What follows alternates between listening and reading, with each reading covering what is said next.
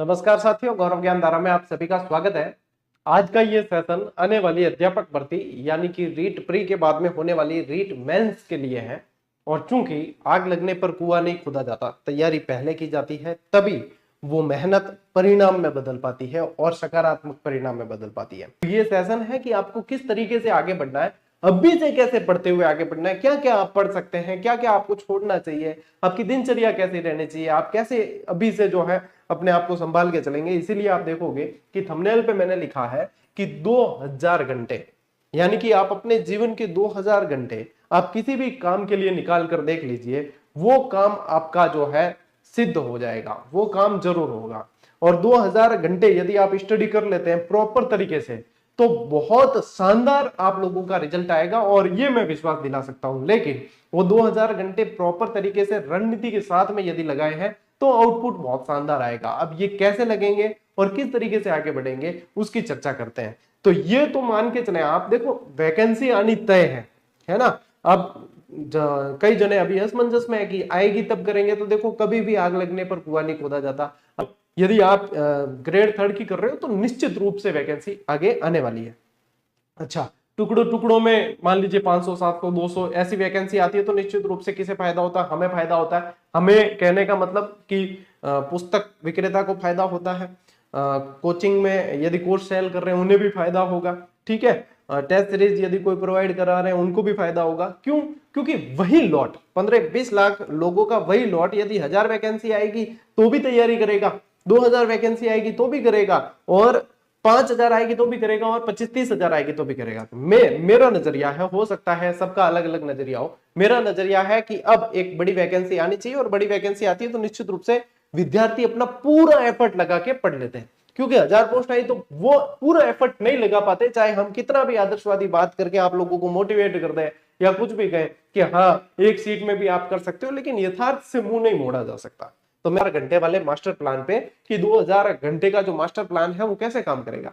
अब मान लीजिए कि एक दिन के आप पढ़ने के लिए 10 घंटे निकाल रहे हो। देखो सबसे पहली बात कि पढ़ने में घंटे मैटर नहीं करते, ऐसे मान के नहीं बैठना है कि हाँ 10 घंटे पढ़ना है, घंटे मैटर नहीं करते। आप कोई 5-6 घंटे में पढ़ लेता है उतनी चीजें, कोई 10 घंटे में उतनी चीजें पढ़ पाता है, तो घंटे मैटर नहीं करते। लेकिन एक ऑन एन एवरेज अपन लेके चले कि कितना लगभग जो है अपने एफिशिएंसी के साथ में पढ़ सकते हैं, जो हमने अंदर ग्रहण किया है वो कितना है। तो मान लीजिए कि आप एक दिन के 10 घंटे देते हैं, 6 महीने में कितने दिन हुए?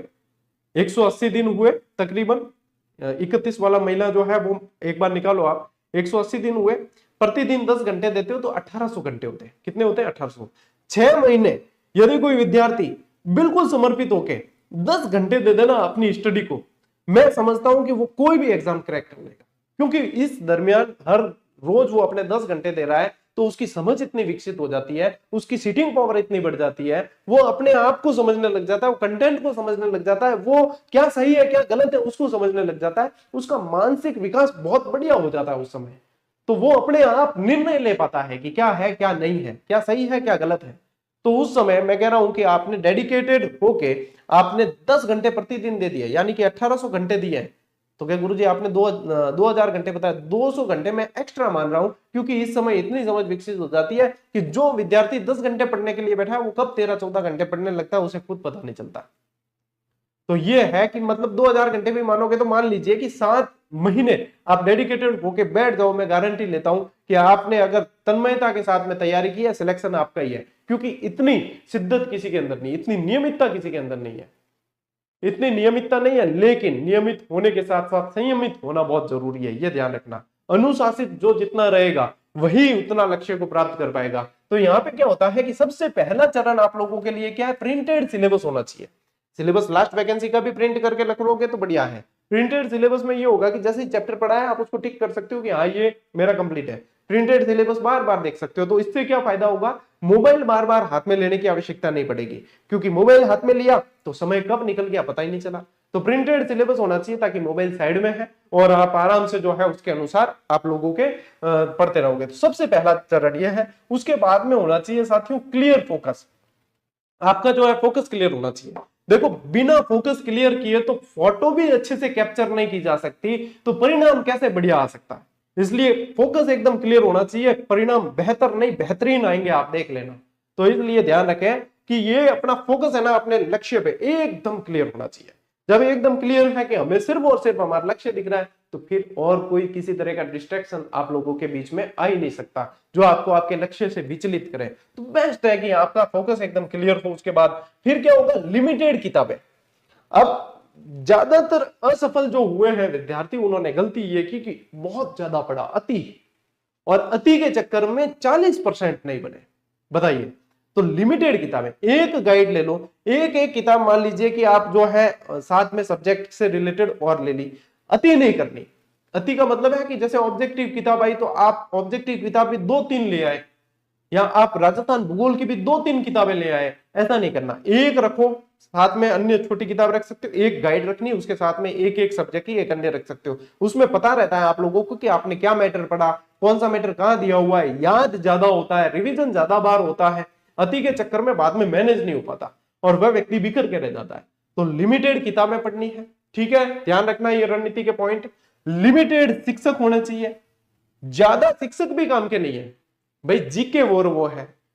पढ़ाना मतलब यूं है कि पढ़ना था नहीं है, कोई भी टीचर बोले नहीं पावे, जिनकी शैली बढ़िया लग रही है कि हाँ इनका पढ़ाया हुआ मुझे याद हो रहा है और मुझे लगता है कि ये बिल्कुल सही पढ़ाते हैं, इनके पढ़ाए हुए में से सवाल आ जाते हैं, बस उन शिक्षक से पढ़ लिया। आजकल तो यूट्यूब पे भी बहुत मिल जाएंगे, आपको पेड कोर्स तक की जरूरत नहीं होती। तो लिमिटेड शिक्षक होने चाहिए जिनका गाइडेंस भी आप लोगों के काम करे, ठीक है। ऐसा नहीं है कि बहुत सारे आप जो जितने हैं सब शिक्षकों को देख रहे, तो फिर क्या होता है, आपके अंदर एक भाव आता है, आप उन शिक्षकों की आपस में तुलना करने लग जाते हैं और फलाने की बात फलानी जगह, यहाँ की बात वहां चिपकाने लग जाते हैं और इसमें समय निकल जाता है। नुकसान किसका होता है, शिक्षक का कभी नुकसान नहीं होता, आप लोगों का नुकसान होता है। तो लिमिटेड शिक्षक यानी कि लिमिटेड ही मार्गदर्शक होने चाहिए आप लोगों के, ये भी ध्यान रखना है। लिमिटेड दोस्त, ये बहुत जरूरी है। एक कमरे में मान लीजिए कि एक विद्यार्थी है तो इतना ध्यान फोकस नहीं हो पाता है, वो इतना ढंग से नहीं पढ़ पाता, लेकिन 2 विद्यार्थी है बहुत अच्छे से पढ़ सकते हैं और बातें बहुत कम होती है। डिस्कशन भी होगा तो हेल्दी डिस्कशन होगा, स्टडी से रिलेटेड होगा। और तीसरे को बुला लीजिए आप, तो तीसरा जैसे ही आ गया तो मान लीजिए कि पढ़ाई हो गई चौपट, फिर हंसी मजाक ठिठोली चलेगी, वो होगी। तो कभी भी रूम में भी रहकर तैयारी करते हो तो 2 रहो, आपको लगेगा कि हम तो 3 भी मैनेज कर सकते, कर लेंगे, खर्चा डिवाइड हो जाएगा, हमारा खर्चा बच जाएगा। लेकिन क्षणिक थोड़े से खर्चे को बचाने के लिए आप लोग जो है अपने स्वर्णिम भविष्य के साथ में समझौता मत कर लेना। इसलिए लिमिटेड, कभी भी जोड़ी बनाओ, 2-2 के जोड़े बनाओ, उसमें पढ़ो। रूम में रहते हो कहीं भी तो 2 जने रहो, बहुत बढ़िया पढ़ाई होगी। तीसरा आवे भी तो कहो कि तू दूसरा जोड़ देख ले भाई, तीसरी जगह नहीं है। जब भी कोई तीसरा बीच में आ जाता है तो संबंध खराब होते हैं, तो अपने यहां पे भी पढ़ाई खराब हो जाएगी, ये ध्यान रखना, ठीक है। लिमिटेड सलाह, मार्गदर्शन की बहुत ज्यादा आती है, यूट्यूब है, हर व्यक्ति चाहता है कि मेरे व्यूज अच्छे आए, हर व्यक्ति चाहता है मैं फेमस हो जाऊं, हर व्यक्ति चाहता है मुझे पूछा जाए, हर व्यक्ति चाहता है कि मुझे लोग देखें, और इस चक्कर में तरह तरह की सलाह मार्केट में आ जाती है। ऐसे करो वैसे करो, फलाना टीम का। एक बार रणनीति बना दी लिमिटेड सलाह के साथ में, उसके बाद में सलाहकारों को सबको साइड में, मुझे भी साइड कर देना आप, सलाहकारों को सबको साइड में, और फिर सिर्फ और सिर्फ करना है पढ़ाई। और आपका स्टडी मैटर है, आपका कंटेंट है, वही आप लोगों के काम आएगा, सलाहकार काम नहीं आने वाले, ठीक है। सलाहकार फेमस जरूर हो जाए पर सिलेक्शन में काम इतना नहीं आना है। हाँ, लिमिटेड जो व्यवस्थित तरीके से सलाह आपने देख ली कि हाँ ये रणनीति है, इसके अनुसार, फिर बस। और ज्यादा के चक्कर में पढ़ोगे फलाने दिन क्या कहा ढिकन दिन क्या कहा, तो सब गुड़ गोबर हो जाएगा, फिर गड़बड़ हो जाएगी, ठीक है। और क्या करना है, अनलिमिटेड एफर्ट। ये सारी चीजें लिमिट में, लेकिन एफर्ट के मामले में लिमिट नहीं, इसके बाद में अनलिमिटेड होना चाहिए। आप पढ़ते पढ़ते कब सो गए आप लोगों को पता नहीं होना चाहिए, आपकी पढ़ने के प्रति दीवानगी होनी चाहिए। ऐसा लगना चाहिए कि 24 घंटे में से मान लीजिए आपके जो पढ़ने के घंटे हैं उसमें से 2-4 घंटे खराब हो गए तो मन में बेचैनी होनी चाहिए कि आज खराब क्यों हो गए मेरे, ये समय में कैसे कवर करूंगा। जब ये चीज, ये भाव आपके मन में आने लगेगा, फिर पढ़ाई करने का इतना मजा आएगा, आप लोगों को लगेगा ये तो जुनून है, ये तो जुनून है, वही अच्छा लगेगा सब कुछ, पढ़ाई के अलावा फिर कोई अच्छा नहीं लगेगा आप लोग। ये दौर हमने निकाला है, इसलिए बहुत अच्छे से हम इस चीज को एक्सप्लेन कर सकते हैं कि ये चीज ऐसे है। तो एफर्ट के मामले में कभी भी लिमिट नहीं होनी चाहिए, एफर्ट अनलिमिटेड होना चाहिए। देखो अपने आप को झोंकने का, मेहनत करने का यही समय है। ऐसा नहीं है कि आप लगातार 10-15 साल तक मेहनत करते चले जाएंगे और जो है आपकी परिस्थितियां ऐसी रहेगी, नहीं होगा।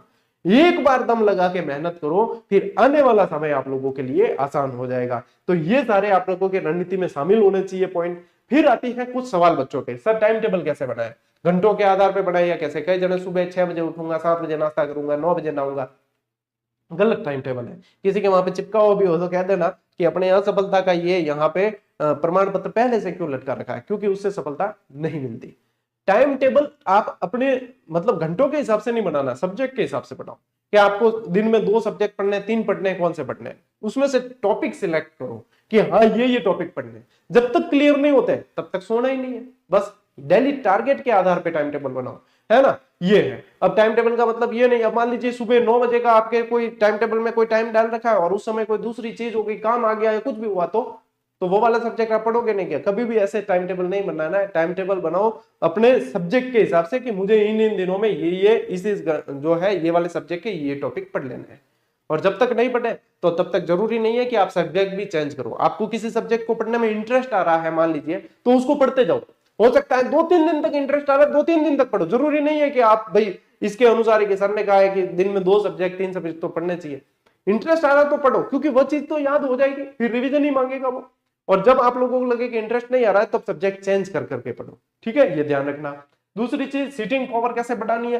तो सीटिंग पावर तो देखो तब बढ़ेगी जब आप लोगों के दिमाग में लक्ष्य क्लियर होगा और आप लोगों के अंदर से आग लगेगी क्या हमें करना है। और कईयों के साथ में ये चीज है, हाँ, ध्यान भटक सिर्फ उनका भटकता है जो या तो बहुत समय से मेहनत कर रहे हैं और सफलता नहीं मिल पा रही, या फिर जिन्होंने पैसा पड़ा हुआ पैसा बहुत देखा है और सिर्फ भेजा गया है, धकेला गया कि तू तैयारी कर, नहीं तैयारी हुई तो कि पेडी तैयार है पर पेडी माते भेजा जाए, तो उनका तो ध्यान लगेगा ही नहीं। तो ध्यान तो हमेशा केंद्रित रहना चाहिए। मैंने ऐसे ऐसे युवाओं को अभी लगते हुए देखा है इन नौकरियों में, इन वैकेंसियों में, जिनके घर में बहुत सारे काम होते हुए उन्होंने काम करते हुए भी तैयारी की है और अपने आप को सिद्ध कर दिया। तो सिटिंग पावर तो अपने आप बढ़ेगी, है ना। सिटिंग पावर का मतलब ये नहीं है कि सिर्फ और सिर्फ बैठ के पढ़ना। सिटिंग पावर का मतलब है पढ़ना, चाहे आप लेट के पढ़ो, चाहे आप बैठ के पढ़ो, चाहे आप चल के पढ़ो, चाहे आप कैसे भी पढ़ो, लेकिन इसका मतलब होता है पढ़ना। आपने किताबों के साथ कितना समय बिताया है, वो है आप लोगों का सिटिंग पावर। और वो तभी बढ़ सकता है जब आप किताबों से प्रेम करने लगोगे, जब आप अपना आउटपुट जो है चाहने लगोगे, तब जाके सिटिंग पावर अपने आप बढ़ेगा। किसी से पूछने की आवश्यकता नहीं पड़ेगी कि सिटिंग पावर कैसे बढ़ाए। ठीक है, लाइब्रेरी जाए या घर पर पढ़े, ये यक्ष प्रश्न आता है। तो देखो लाइब्रेरी कल्चर अभी चल रहा है, अच्छा है, एक माहौल मिलता है पढ़ने का। लेकिन यदि किसी के घर में कमरा है, सेपरेट है, और आप पढ़ सकते हो, लाइब्रेरी में भी क्या है, वहां पे आपको सेपरेट बैठ के पढ़ने को मिलता है। सिर्फ अगर इंटरनेट चलाने के लिए जाते हो लाइब्रेरी, तो लाइब्रेरी मत जाना। क्यों? इंटरनेट चलाने के चक्कर में जाओगे तो उल्टा समय वहां पे व्यर्थ करोगे। तो लाइब्रेरी तब जाना है जब आपके घर पे पढ़ने की कंडीशन नहीं है। घर पे जॉइंट फैमिली है, बहुत सारा शोरगुल होता है, पढ़ने के लिए कोई सेपरेट कमरा नहीं है, आप फोकस नहीं कर पाते हो, आपका ध्यान केंद्रित नहीं होता है, तब जाओ आप लाइब्रेरी। यदि आपके घर पे सुविधा है, कहीं ऊपर कमरे बने हुए या सेपरेट कमरा है आपके पढ़ने से संबंधित, तो लाइब्रेरी की आवश्यकता नहीं है। आप एक दोस्त को जो है अपने साथ में एडजस्ट कर सकते हो कि तू भी आ जाया कर, अपन दोनों मिलके पढ़ेंगे, हमने किया ऐसे पढ़ाई इसलिए पता है। तो जरूरी नहीं है कि लाइब्रेरी जाए, और जिनके डिस्टर्बेंस है वो लाइब्रेरी जाए, लेकिन वहां पे जाने के बाद में ये ध्यान रखना कि अनुशासित रहना है। वहां अब डिस्ट्रैक्शन ज्यादा है, वहां आप प्रेम प्रसंग करने नहीं जा रहे हैं, वहां आप हंसी टिटोली करने नहीं जा रहे हैं, वहां आप टाइम पास करने नहीं जा रहे हैं, आप सिर्फ और सिर्फ पढ़ने जा रहे हैं। और आप अपने टारगेट को लेकर जाएं, वो टारगेट पूरा करें, तभी आपको वापस आना है। ठीक है, कोचिंग करें या सेल्फ, ये भी प्रश्न है। तो देखो यदि कोई नए बच्चे हैं बिल्कुल, जिन्हें पता ही नहीं चल रहा है कि तैयारी कैसे शुरू करनी है, माहौल क्या होता है, किस तरीके पेपर बनते हैं, कैसे नहीं, तो उन्हें एक बार कोचिंग कर लेनी चाहिए। अच्छा, मैं ये भी नहीं कहूंगा मैं फ्री पढ़ाता हूं तो इसका मतलब कि कोचिंग खराब करती है या कोचिंग खराब है। कोचिंग भी विद्यार्थियों की जरूरत ही है। ठीक है, तो जिनको जरूरत है उनको कोचिंग से सुविधा मिलेगी।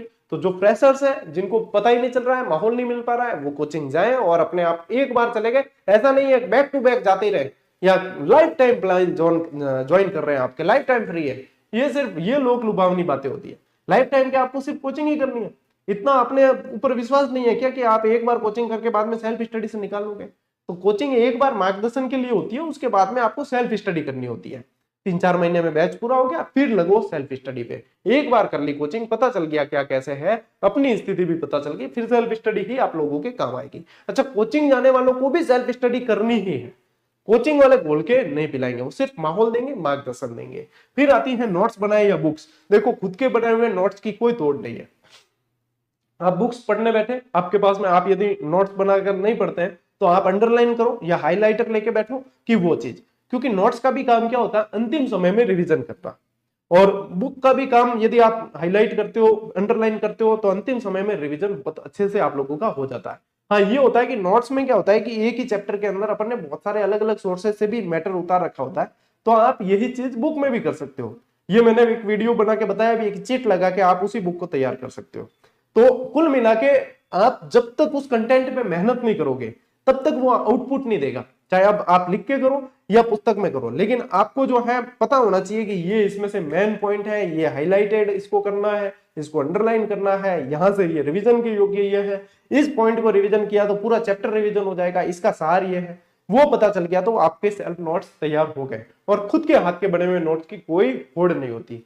मैंने बहुत जो है कम समय के अंदर, मैं कहूंगा मैंने आपको एक तरीके से पूरी रूपरेखा बता दी कि आप लोगों को तैयारी करके आगे कैसे बढ़ना है इसके माध्यम से। अब बात करते हैं कि सर क्या आपकी क्लासेस आएगी, तो देखो अभी जो पढ़ना चाहते हो तो मैंने रीट मेंस की क्लासेस ऑलरेडी कई बार दी है, तो आप जाके और यूट्यूब चैनल से आप देख सकते हो, और प्ले लिस्टें बनी हुई है सबकी। तो आप जो भी चैप्टर भी यदि देखना चाहो तो चैप्टर नाम लिखो, सर्च आगे जीजीडी लिख के सर्च करो, आ जाएगा। तो एक तो ये तरीका है, प्ले लिस्ट से देख लो, ये क्लासेस ऑलरेडी दे रखी है। हाँ, जब नई वैकेंसी आ जाएगी तब मैं फ्रेश क्लासेस आप लोगों को दूंगा, 100% दूंगा, ये मान के चले।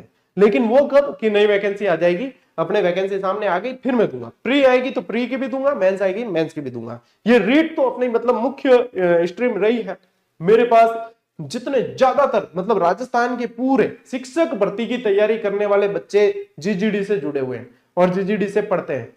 और उस समय जब वो तैयारी होती है ना, जब ये वैकेंसी अध्यापक भर्ती वाली आई होती है, तो वहां चारों तरफ एक ही नाम चलता है अपना।